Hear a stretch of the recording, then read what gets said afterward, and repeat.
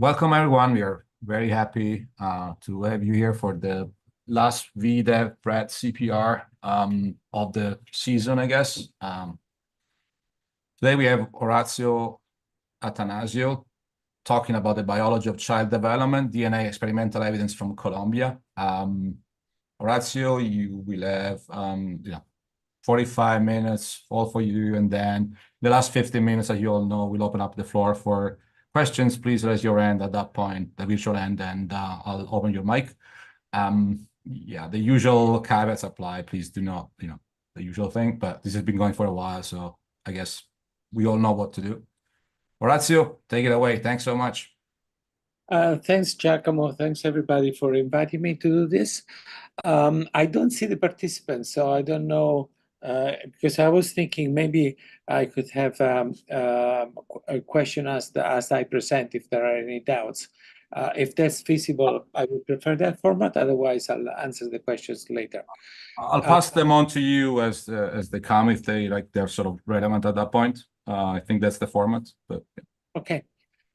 So this is a paper that has been a long time in the making.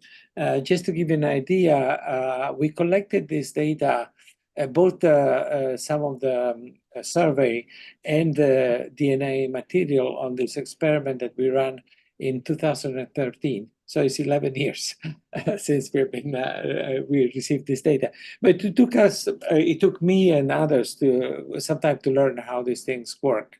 And there were lots of obstacles on the road. So this is joint work with Gabriela Conti at UCL, Pamela Jervis, who is in Chile, Costas, McGeer, who is a colleague here at Yale, and Aisu Okbay, who is at the University of Amsterdam, and is the only non-economist in this group of people. She's the geneticist.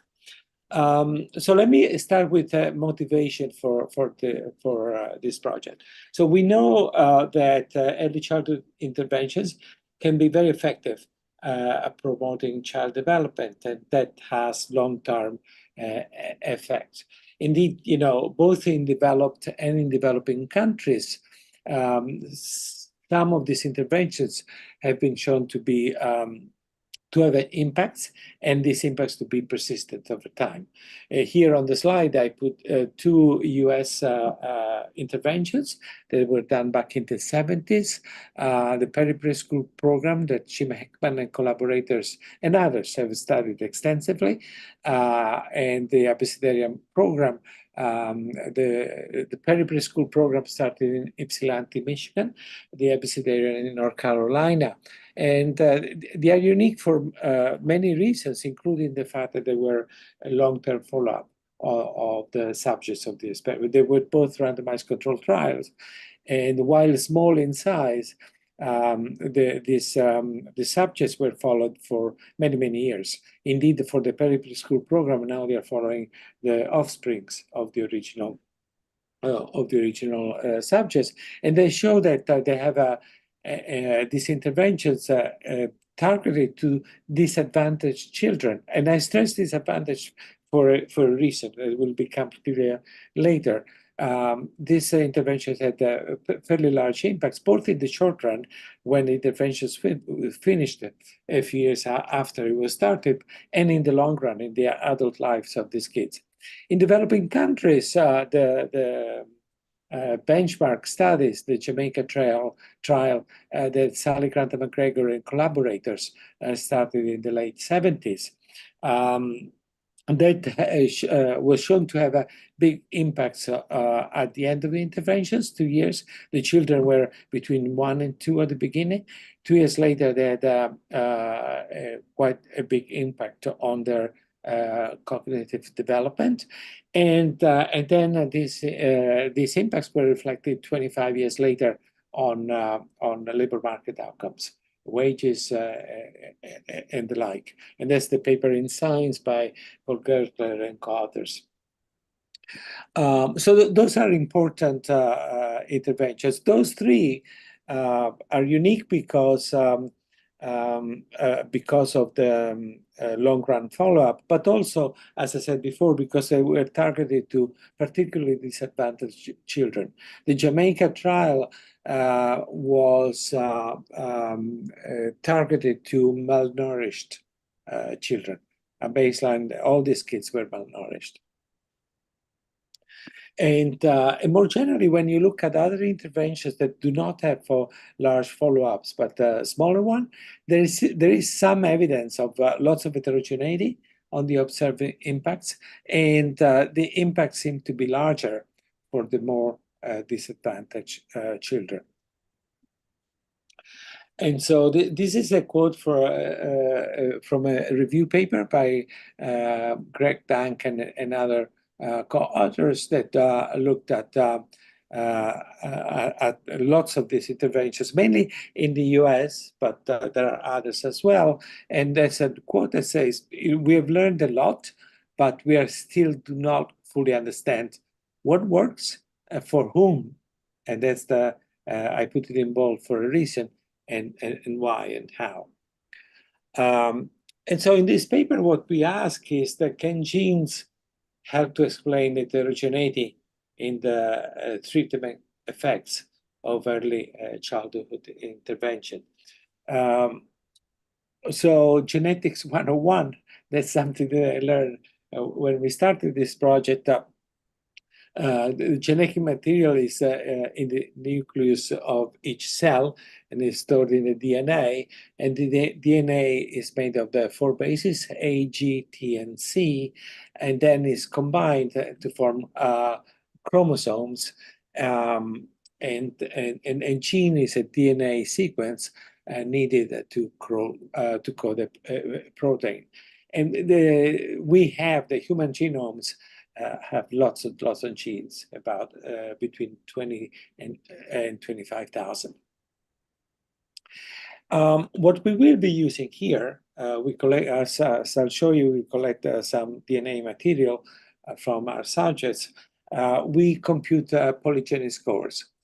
Polygeny scores are a way that has become extremely popular in some literature to summarize some of the informations that come from genes. As I say, there are lots and lots of genes, 25,000. And each gene contributes a little bit on phenotypes. So the recent research has tried to summarize this, concentrating on elements of the DNA where there are variations. So 99% of our genetic material is common among us. So Giacomo and I have exactly the same DNA for 99%. And there is 1% of the DNA where there are variations. And so these are places where you look for variation that are called SNPs, single nucleotide polymorphism. And so that generates the variation across people. And so studies that what they've done have looked at these GWAS studies. They look at lots of SNPs, and they look at simple correlations where a combination of SNPs determines a phenotype. And so a polygeny score summarizes these multiple genetic effects as the sum of the trait-associated genetic variants that an individual carries, weighted by the effect size of that variant. So effectively, what they are, the polygeny scores are the best linear genetic predictor of a given trait. And now there are several PGS, polygeny scores. Some are that have become quite popular, and the one of those that we use is a predictor of education and educational achievements. But there are others for depression, for obesity. There are more and more the way these are done to estimate a PGS, very large samples, typically in the millions, from a population are used. And lots and lots of regressions or correlations are computed. And then you identify the SNPs that have a certain t-value greater than a cutoff point.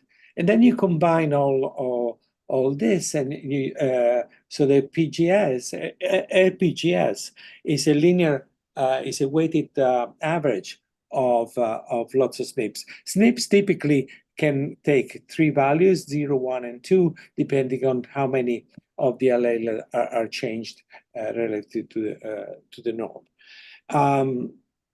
And so when you have to go, we have some genetic material, some DNA, and you observe all the SNPs, you have to weight the right one with the right with the right coefficient to obtain a polygenic score.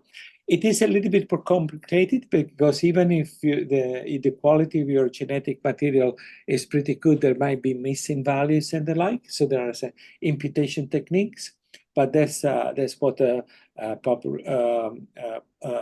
typically is done. Now, one big issue in the genetic literature is that most polygenic scores have been estimated in Western, predominantly white population. And so if something is a certain genetic combination is predictive among whites of a certain phenotype, it's not clear that the same thing is predictive, the same combination is predictive in the same way or within a different population with a different ancestry. So that's an issue, and one of the two contributions that I think this paper gives is show that certain PGSs are predictive of in a different population from the white. And so why use PGS? Because while genes, we know genes are important, a single gene, the contribution of a single gene is minuscule. And lots of, especially when you look at complex phenotypes like educational attainments or intelligence, or they are controlled by lots and lots of genes. So PGSs are interesting and effective ways to combine all the information that we have, at least from these large populations. There is now a growing literature. There is in psychology studies that looked at child development, and they looked at the effects of PGS and on different aspects of child development.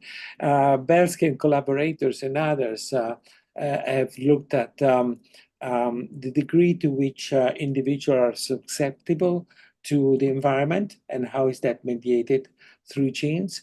And I stress this because, as we'll see, it's going to be relevant for us as well as the contribution by Wertz et al. Recently in child development, where they look not just at the effect of PGSs on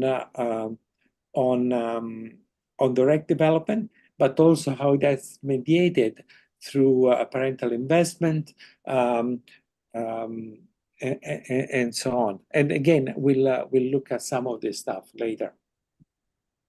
There are a number of contributions in economics that start looking at the effect of early traits and genes on later development. And then there is this whole field of genoeconomics that is receiving more and more attention. And this is some of the papers. You can see that the paper by Hallmark et al. As recently came out in the American Economic Review. Nick Papa, George, and others have looked at genetic effects on investment behavior on using data from the HRS and so on and so forth. There are not more and more data where genetic information is available, including already computed polygenic scores. One example, for instance, is the Millennium Cohort study in the UK, and that's pretty unique because you get the genetic material on the children, on the cohort members. The MCS was, these are children born in 2000. But you also know the genetic information on both parents, mothers and fathers. So that's for very interesting, and it's a growing field, I think, of some importance. So what we do in this paper, we have the... Can I ask you a question that comes from the floor? So Amy Chin is asking whether, from a treatment targeting perspective, do we really want a linear combination of the genetic material, or do we want to keep some details on which particular component matters? So as we'll see, this is okay. I'm not the best person to answer this question. That was when I was exposed to this stuff. That was my first reaction. The way the polygenic scores are done, they include literally thousands of SNPs. And the samples that are used to estimate them, they run into the millions. And as we progress, there are new versions of PGSs come out. They're different in the weighting. So that's where the literature, the genetics literature stands. So I don't have a very strong opinion on that. I'm a consumer of that stuff, and as things progress, we try to use the most up-to-date PGSs. Here for educational attainments, we have generation 3 PGS that we used. We revised a couple of times because new versions became available, which again, they just vary. The two things that vary, one is the weights of each SNPs, and two is the input. If you have in some for some subjects, you have parts of the genome that is missing, you have imputation technologies that look at parts of the genomes nearby to see, because they come together, usually they come together. So you can quite confidently, I'm told, impute what the missing part is. So I hope that answers the question. Yeah, I think it does. I have a question as well. So how come there is some missing component in the data? That part I'm missing myself. Yeah, there is lots of variability in the quality of the material that you collect. As you will see, and I'll show you some pictures, we collect this stuff not with blood, but with cheek swabs, so it's saliva. And if you're lucky, you get a good chunk of material. But sometimes, we lost quite a few observations because of that. So some parts might be missing. Cool. Okay, so we have a DNA material in a relatively large sample of children and their primary caregiver. It's usually the mother, but could be a neighborhood, could be a neighbor, could be a grandmother, could be somebody else. But usually it's the mother. And so for the children, we also have a variety of developmental outcomes observed over time. For the caregivers, we have the educational attainment and the Raven test results. I don't know if you guys know what the Raven is, but it's a simple IQ test where you have to guess sequences of patterns and within a certain time. And so it's very easy to administer, so it's widely used in many different contexts. And so we use this to answer two questions. So is an education PGS, or the education PGS that we use, predictive of child developmental outcomes and of adult education in this population? As I mentioned before, lots of the available PGSs, they've been estimated with white populations. We'll do with a population which has a very diverse composition. The data will be from Colombia, which is known to be extremely wide ancestry. And then is there heterogeneity in the observed impact of stimulation interventions by genetic background, as measured by an observed PGS? So those are the two questions that we ask in this study. So the two research questions is, what is the role of child genes in early childhood development in a low and middle income country? So that's the first one. And the second one, which I think is more interesting and more important, do early childhood interventions compensate for poor genetic endowments, or do they reinforce good one? And that's important. I think it would be very difficult to deny the fact that genes have an influence in people's life. So the random allocations that we all get when we're born, combining our mothers and fathers' genetic endowments, will have an impact. I think it's difficult to deny that.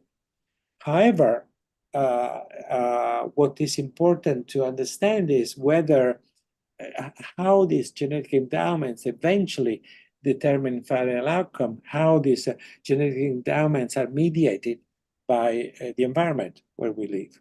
The whole debate about nature versus nurture is very out of date, in the sense that my view is that genes are important, but their effect is mediated and is malleable, and is mediated by the environment which includes interventions, as we'll see. So I think our paper is probably the first study of gene-environment interactions in child development within a home visiting program, which was evaluated with a randomized control trial. Sorry about the misspell. It's RCT, not RTC, in a middle-income country, which is Colombia. And this is going to be important for targeting interventions, maybe for children who are in a disadvantaged environment, and these interventions might be an effective way to reduce genetic inequalities. So let me tell you a little bit of where we did this stuff. This was a Colombian early childhood intervention that we did a number of years ago. We started in 2008-9, so a long time ago. The intervention was based on the Jamaica Reach Up home visiting program that was designed by Sally Granta McGregor and collaborators. Indeed, Sally helped us substantially in adapting the Jamaica intervention to the Colombian context. In those years, we went together a number of times to Colombia to pilot different versions of it. Once this was adapted, another innovation was that we tried to do this in a scalable fashion. The intervention, which is the psychosocial stimulation, is delivered for 18 months. We wanted to do 24, but we ran out of money, so we could only do 18 months. And these weekly home visits. that's the way that most reach up work. Although now there are new versions where the group visits rather than individual home visits. But the innovation is that rather than having specialists delivering this material, this curriculum, because we wanted to do something scalable, we hired what in Colombia are known as Madre Líderes of the conditional cash transfer program Familias en Acción. The way it worked was the following. Colombia, as many other countries, has launched a few years back a conditional cash transfer. And so poor families receive some money under certain conditions. They have to send their children to school, or if they're young, they have to take them to health visits. The connection between the program and the beneficiaries is through this Madre Líderes. Madre Líderes, every 50 beneficiaries elect a Madre Líder. A Madre Líder then is in charge of organizing a number of activities and keeping the contact between the beneficiaries and the administration of the program. And when we started evaluating this program a number of years, 20 years ago, we realized that the Madre Líderes are different. These are their beneficiaries themselves. They are in the community. They are well known in the community, and they have a leadership. They are entrepreneurial. They are sometimes better educated, but in general, they seem to be much more active. So the idea we had there when we did the stimulation intervention, why don't we use this human capital in the community?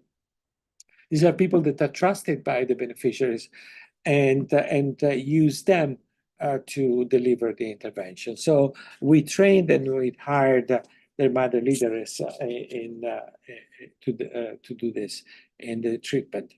So in the end, we have a sample of 1,400 children aged between 12 and 24 months when the actual intervention started in 2010.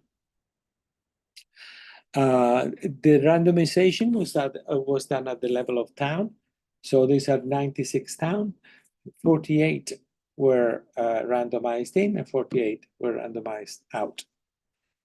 The first follow-up was done when the kids were between 36 and 48 months, so 18 months later, or 24 months later, and showed a sizable improvements in cognitive development. About 0.25 was standard deviation. That material was published in 2014 in the British Medical Journal. And then later on, we tried to understand where this impact came from. And we have a paper in the American Economic Review in 2020 where we show that most of this 0.25 impact can be explained by an increase in parental investment. Now, I will not go into the details of how we can make these statements, but that's what that paper does. Incidentally, one thing you can notice the 6 years between the BMJ and the AER, which tells you something about how slow the publication in economic journal is. So then we had, in 2013, we had a second follow-up. And among other things, we decided to collect DNA material. So the DNA material was done with saliva swabs, and these are pictures that I actually took where we're piloting the collection.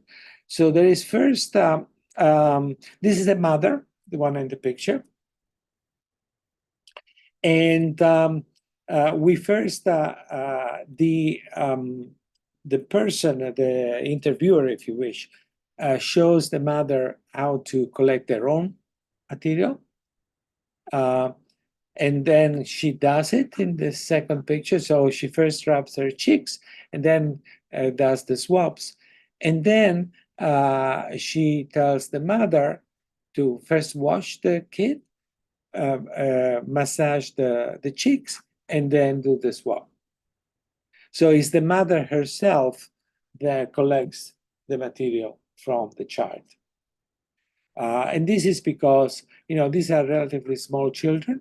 We didn't want to induce fear or anything strange. That's why, I think collecting saliva is much better than blood.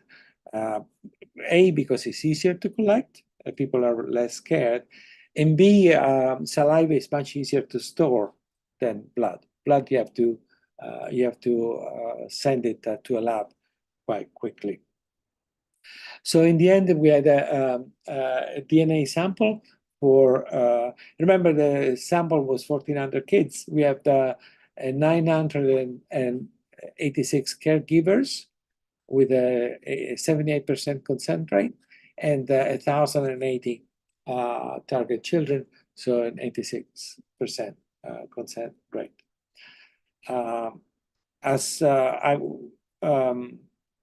So the DNA was collected from buccal cells, so saliva, was shipped to London, and then extracted at Queen Mary lab. And we lost, for a number of reasons, a bunch of material. In the end, we end up with a sample of 700 children and 656 caregivers. I will not go into the details of how we lost so much stuff. From 986 to 707. This is life. This is the life of empirical researcher that collect data. And then the DNA was assayed using the Illumina, a global screening array suited for multi-ethnic samples. And there was quite a bit of extended quality control and some imputation performed on when some parts of the genome was missing. So that it took a few years. So when we compute the educational attainment polygenic score, which is called EA4, that's the distribution that we get on children, which looks fine. This is the EA4 was one of the new one. The paper where is described how this thing was done was published by et al. So she's one of our Aisu is one of our co-authors and is published in Nature Genetics in 2022. This particular polygenic score uses almost 4,000 SNPs. So that's why I was saying before, you summarize lots of information on different parts of them. And in a standard sample, that explains between 12 and 60% of the education attainment variability, and predicts cognitive performance in standard samples where was computed these weights. One thing that, given the attrition that we had, the first balancing test, we showed that the PGS for the children does not predict treatment status. Remember, so in terms of the PGS, the surviving sample, the non-treated sample, is balanced between treatment and control stuff. Okay, so that's the basic. So the first thing that we do, our two contributions, checking the time, is the predictive power of the PGS. So I'm sorry about the tables. I hope the people on their laptops can see this. Well, this is the baseline, and this is the predictive power of the polygenic scores, a baseline for children. And so you can see that these are different measures of cognitive development. This is Bailey's receptive language, expressive language, cognitive language, cognitive Bailey, and then a factor that summarized the four of them. And so the PGS for children at baseline was predictive of all of them. The first three, we adjust the p-values with the Romano-Wolf procedure. The fourth one is just a combination of these three, so there is no adjustment needed. There are two sides, this without PCS and with PCS. In genetics, one thing that I learned is that when you run these regressions, you add the first 10 principal components of the genome. And this is to control for ancestry. And so this is the simple regression without these principal components. This is with the principal components. So you explain some of the variability. You can see that the R squares increase a little bit once you added this PCS. Which in our sample was particularly important because Colombia is a very ancestry diverse country in different dimensions. And then we do the same thing at follow-up. And again, there is a strong predictive role of the PGS. So that's the first important result. Does not exist in the literature in the sense that we have a different population. It's not a white population. There's a indigenous Black and white all mixed together in a fairly complex way, and yet the PGS is predictive of the cognitive development of young children as measured by different components of the Baileys. And here in this table, we do two ways. So one is with the continuum of PGS, and then we do a discrete one. So we split the sample in among those kids that have a lower, below the median and above the median PGS in this sample. And you can see these are the dummy for lower PGS. And so that's a quite substantive part of the variability that is explained by that. And all these are quite significant. As I mentioned, we also have material for mothers, genetic material for the mothers. And again, without principal components and with principal components. And we have the Raven scores, the years of education, a dummy for having graduated from high school. So we have these three outcomes. And this is the continuous PGS, and this in panel B, the binary PGS. And the Raven is always predicted very well by this. The other ones, in the years of education, not so strongly. The PCI education, it is also predicted quite well, although when you do the Romano-Wolf adaptation for the high education dummy is not significant anymore. The one that survives is the Raven. The Raven seems to be strongly predicted by the PGS, which it is interesting per se. Number of educations or education qualifications in this population might be only partly informative, but so that's that's the first set of results. The second, so the fact that the PGS is predictive of activity. The second set of results is that we have the impact of the intervention. Is this mediated by the genetics? So that's the type of regression. So that's the treatment effects. That's the effect of the PGS. This is the interaction between the treatment and the PGS, plus a bunch of controls, which include the baseline level of development. So this is, first of all, without the interactions. We try to look at, again, there are all this receptive language, expressive, cognitive, and then we have material investment, the time investment, and then which are mediating factors, and then the Bailey factor. And that's without interaction. So we, first of all, we see that the impact, say, for Bailey cognitive or for the Bailey factor is 0.189. So it's a bit lower than we had the one we had in the AER paper, which was 0.22. This is a smaller sample. It's unfortunate that we lost so many observations, but that's but it's still there and it's significant. And when you add the PGS, it's still there by and large. The impact is still there. Interestingly, the time investment and the material investment, so this is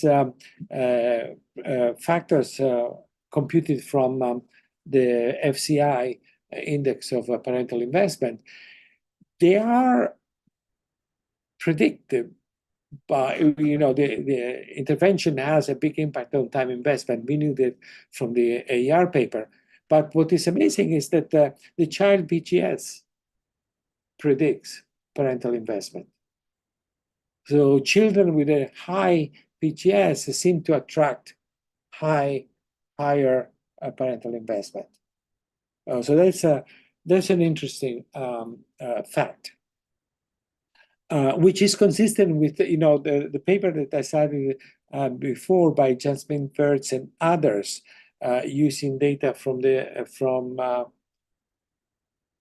New Zealand, I believe, shows something similar. There are these interactions where the children and parents' PGS attracts parental investment. And that's now this was the continuous PGS. This is a binary PGS, same thing pretty much. Now this is the main results here. That's something that I found quite exciting. So here we have children with low PGS. We know that, i.e. below the median. And we know that they are disadvantaged children, and you can see it in the Bailey factor. It's probably focusing on the last column is the most, the one that summarizes all that, or the cognitive one as well. Then when you interact the treatment, and you consider the treatment among the children with low PGS and high PGS, all the impact is on low PGS. And it's as large that effectively completely compensates the genetic disadvantage. So this is consistent with the idea that this intervention seems to have a larger impact on the more disadvantaged children. But more importantly, it says that this is an intervention that seems to compensate the genetic disadvantage that some children might start their life with. And so I believe that's an important result. I don't think results of this kind, at least unless I missed something, I don't think that the results of this kinds are available in the literature. So I'm very excited about this. And that's graphically. So this is in the control. This is the high PGS. This is the low PGS. You can see this is the genetic disadvantage. This is in the treatment. The pink has disappeared. And so that's, and these two are not different now. So that's, you find a point estimate of a small impact on the high PGS, but not huge and not significant. And that's the other one on the material investment and time investment. We know that intervention has an impact on the time investment. And you can see that, again, there is a compensation for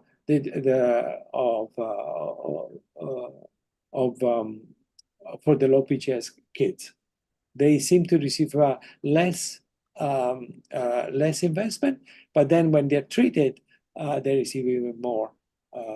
So again, if you want to do the mediation, it's going to work through this more disadvantaged children. We do a placebo to do whether this is capturing something else. So this is stuff at baseline, and there is nothing there. So let me stop here with this, with the conclusions. This is the first study that examines how the impact of an early interventions vary by genetic environment. And in addition, we also start the paper showing that the EA4 polygenic score is predictive in a South American population, which again is novel. And I'll, these are probably implications both for research and ethical issues. So you think about genetic inequality and the desirability of intervening in that dimension. And I'll stop here. Perfect. Thanks, Orazio. There are a number of questions that I defer to this time. So, David, do you want to ask the question? Because I think actually ties in with exactly the last point that Orazio was making. I should open your mic, I guess. You're allowed to talk now, yeah. Okay. Thank you very much, Orazio. It was a very interesting talk. I was just wondering, is it possible to use your data to calculate a new PGS just for the Colombia case? And if so, could you compare it to the standard one? And you talk about people with a poor genetic endowment. Would that be relative to the standard or the new one? David, can you repeat that? What was the first question? I didn't quite get it. The first question was, can you use the data you collected to generate a Colombia-specific PGS? No, it's way too small. It's way too small. In terms of the number of observations? We have 700 kids. To do a PGS, you need millions. Okay. So if that's the case, can you be confident that when you say you have poor genetic endowments using the non-Colombia PGS, that's based on your results that say it's relatively predictive in the Colombia case? Yeah, exactly. That's why the first set of results is important in its own right. If you want this out of sample prediction, we have a PGS that has been estimated on millions of individuals, mainly from developed countries, mainly white. But still, when you're using those set of weights to weight the thousand, it's nearly 4,000 SNPs that are weighted in the E4 PGS. That is predictive of a bunch of for the mothers is predictive of the raven, and for the kids is predictive of the Bailey, and that's pretty robust result. Thank you. Maria, you have a couple of questions. I'll let you pick the one that you want to ask. Yeah, well, one was answered during the presentation, so I think, thank you for the presentation. It was very nice. Orazio is not working with a sibling sample. So, yeah. Then, to some extent, what you are picking up with the PGS, I think it is related to the parents' PGS, which I think makes the interpretation of the findings a little bit more complex. So say it again. I didn't quite get that. If you work with biological siblings or with non-identical twins, then parental genes are held constant. Yeah, but in our sample, we have not. Yeah, exactly. So your PGS is partially capturing children's endowment, but to a good extent is also capturing parental genetic endowments, I would say. Yeah, that's correct. One thing that we tried, I didn't show you the results, but given that we have the mothers of PGS, it's not all, in some cases they are not mothers, but the big majority, like 80% are mothers. When we add that, the results do not change substantially. They become a bit less precise. But they don't change a huge amount. Okay, that's pretty good. Thanks. Jaime, do you want to ask one of the questions you had? Well, the second one, it's a small comment, but by browsing... No, Jaime. Okay. Moving on.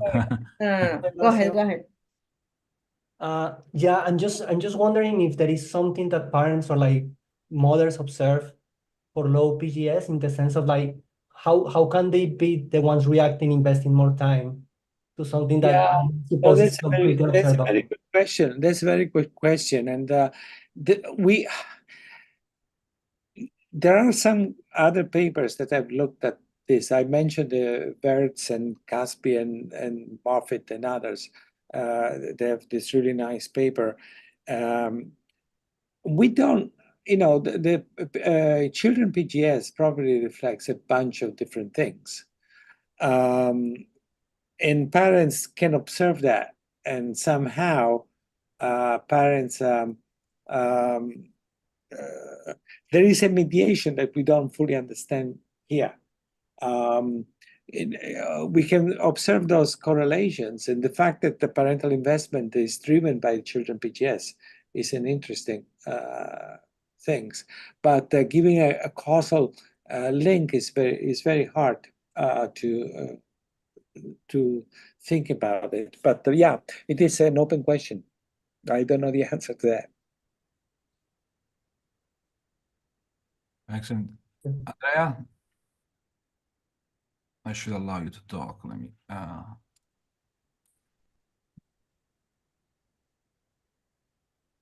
Andrea Cornejo, you had a question. Maybe you want to ask it directly. Yeah, hello. Hi. Hi. I don't know if anyone can hear me. Yeah, perfect. Thanks. Thanks, Orazio, for the presentation. I was following along, and I just wanted to check whether it was right to understand that the low R squareds here in the first set of results might mean that the PGS score for now is just one of many other components like environment. So it's always going to be relatively low, or this is more of a result of there's still some mapping of SNPs and PGS to complete. Yeah. The fact that it was not a surprise that the PGS only explains a small fraction of the observed variability. We knew that already. I think genetics is important, as I said several times, but it's not outcomes like children cognitive development is affected by lots of other different things. What is interesting here is how the mediation between the PGS and the intervention, it's not just that genetics is only part of the story, but also that the genetics itself can be modified. So the gene environment interaction is, I think, is what makes these results quite interesting. Yeah, thank you so much. Thank you. Emanuela Galasso. You should be able to talk. The mic is open, and okay. Maybe we should move on. Karen, you had your hand raised at some point. Do you want to ask a question? Yeah, my question is the second one as Emanuela's second. So let me ask it and hopefully we get Emanuela back.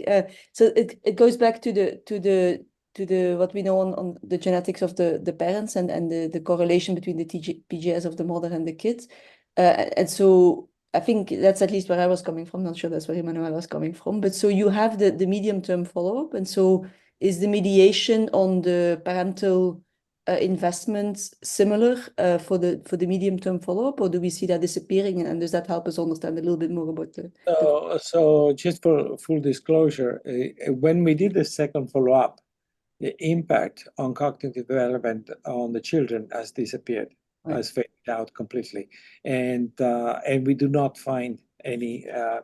It's not just this is negative for the high PGS and positive for the low PGS. It's zero for everybody. Zero for everybody. It's not just zero on average, but it's also zero for the low PGS. Yeah, for the two groups. And the other thing to say is that unfortunately, not only the impact on the children is disappeared, also the impact on parental investment is disappeared. And there's no heterogeneity there either. Yeah. Now, I've been trying to see whether we can contact these children again. These children now are 9 years old, so they're in school. And so they're going through, in Colombia, they go through all the standard testing. I hope to find a way to track them again without spending millions. So that we can see whether there is any, Sally has been telling me you should go after these kids because maybe you don't see them any impact at age 5, but you could see it.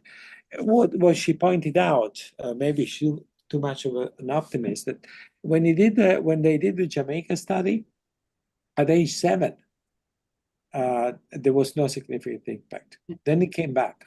But at age 7, there was no significant impact in the Jamaica study.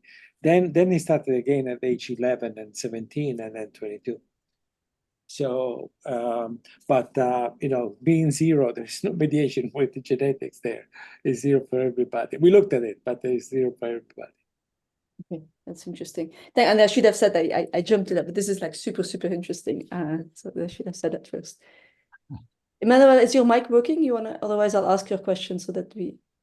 know if can you hear me? Yes. Oh, yes. Okay, so, sorry, I had the wrong mic. Yeah, I wanted to sort of get back to the original question on the targeting and for whom this intervention work, and thinking about the mapping between the low PGS and any SES information that you have at baseline or at follow-up, or any child development malnutrition outcomes that might be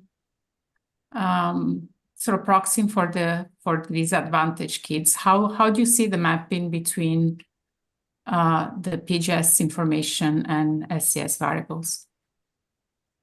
So we didn't look a huge amount to the ACS, if you wish, for a number of reasons. First of all the sample is poor. They are all CISBEN 1 because they're all beneficiaries of familial selection. Obviously, there are some differences among them, but not huge. If you look at we didn't look at wealth or anything like this, but if you look at the educational attainment of the mothers, there is some correlation, but not huge, of the PGS, of the mother's PGS with that. In terms of Raven, yeah, there is a strong correlation. There is predictive of the Raven, but we didn't do more than that.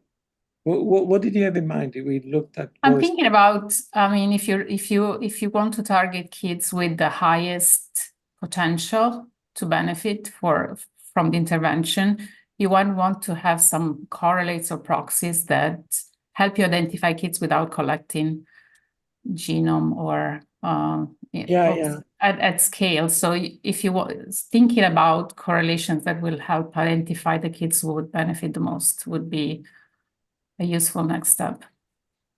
Yeah, I was discussing this with somebody just yesterday, actually. Maybe the real way to do it is to do a universal child development stuff. And if you ask me, and this is not from this paper, not from this project, but both in another project in Colombia and in one in India, we find that group interventions could be as effective, if not more effective, than individual visits. That was a big surprise. I think it was a big surprise for Sally as well.